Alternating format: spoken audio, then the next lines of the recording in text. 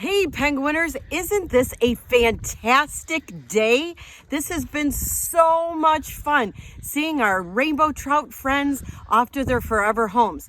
Well, now it's story time, so grab your snack and I'm going to read my favorite thing to do, Rainbow the Trout. The story is by Stephen Nevard and the illustrations are by Edina Aguilar. Remember, stories written by Stephen and Edina did all these awesome pictures. Here we go. Rainbow was a handsome young trout. His body seemed to shine in the sun, but what really made him so special were the wide red stripes from his mouth to his tail on both sides of his body. Although he was born in a lake, his mother and father spent many days teaching him how to survive in a swift-flowing stream. Rainbow always listened carefully to what they said, and he quickly learned to be a powerful swimmer. When they felt he had learned enough, his parents swam with him from the lake to a nearby stream and said goodbye. They knew he had to go off on his own to learn to take care of himself. With a tear in his eye, Rainbow waved goodbye with his tail and headed upstream to find a new home. On the way, he passed a few deer. They were busy drinking water from the stream, but stopped to smile at him. Then Rainbow spotted an otter swimming across the stream. He had never seen one before. Finally, he met a group of young trout who were living in a deep pool in the stream. The water there was nice and calm, so he decided to stay. All of the fish were friendly, but none were as handsome as Rainbow. He was the one who seemed to shine in the sun. It was nice being friends. Sometimes they would tell each other about where they were born or talk about their favorite foods. Kind of like what we do with our friends. Many of the younger trout would not eat anything but worms. But Rainbow remembered that his mother told him to also eat flies, bugs, and shrimp. Yum! That would give him extra energy and help keep his body so shiny. Catching flies wasn't always easy. On hot summer afternoons, most flies like to buzz around over the water and land for a few seconds. Rainbow always had to be fast to catch one of them before they flew away. That's really difficult to do, I would imagine. Often, he would have to leap through the air to catch the bigger flies, since they did not like to land on the water.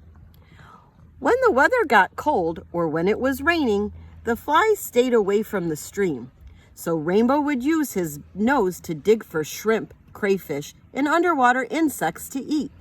It was hard to find them, but they made a great meal. On Sunday afternoons, many of the trout in the stream would have races. Rainbow won almost every time.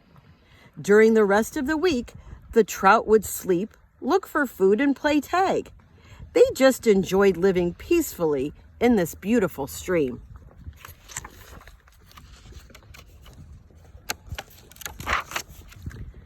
After staying for 3 weeks, Rainbow felt it was time to move on.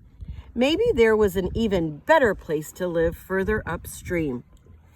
The journey was not always easy because of the current in the stream was very strong, but Rainbow was always able to keep going because he was such a good swimmer. After swimming many miles, Rainbow finally found what looked like another very nice place to live. There was a deep pool where the current was slow. Rainbow could sleep there without being disturbed. There was even a refreshing waterfall nearby where he could cool off during hot afternoons.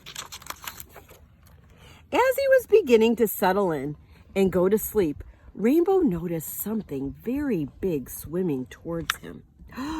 It was another trout, much older and much bigger. He looked angry and mean and had brown spots all over him. He swam around a little and said, "Hey, they call me Brown the Trout. What are you doing around here? This is my home." Rainbow smiled and said, Oh, I'm sorry, Brown. I didn't know anyone was living here." "Well, you can stay if you like," said Brown.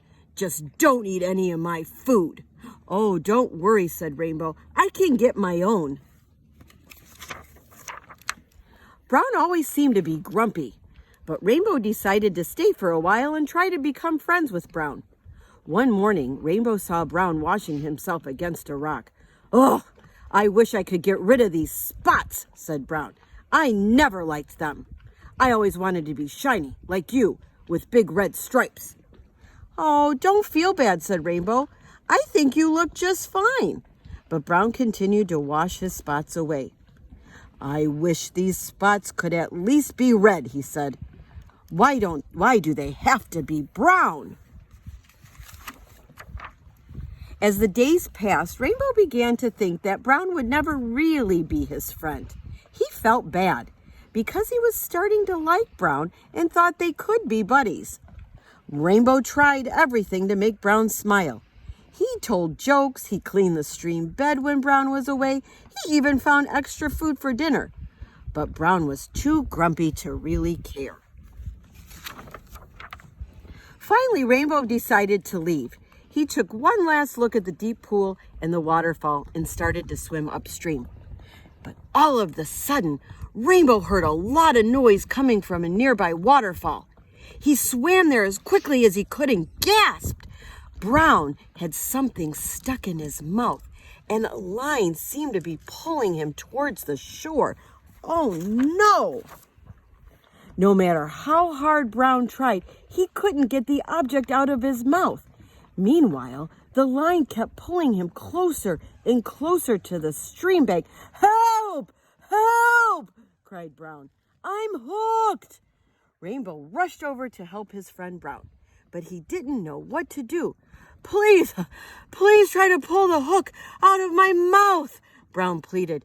"If you pull one way and I pull the other way, maybe it'll come out." Rainbow grabbed the line with his mouth and began pulling as hard as he could. Brown was in deep pain, and he quickly was losing his strength. With one last strong pull, the line suddenly snapped. Brown instantly set free, just in the nick of time. "Oh, Rainbow, you saved my life," said Brown. "How could I ever repay you?" "Oh, you don't have to do anything for me," Rainbow replied with a smile. "I'm just happy I was still around to help you." "I'm so lucky," said Brown. "A few minutes later, you would have been gone. I'm very sorry I've been so grumpy and mean to you. I guess I'm just jealous that you're so handsome with all those red stripes, while I'm so ugly. I hate my brown stripes." "I think you look just fine," Rainbow replied. "There's nothing wrong with your spots.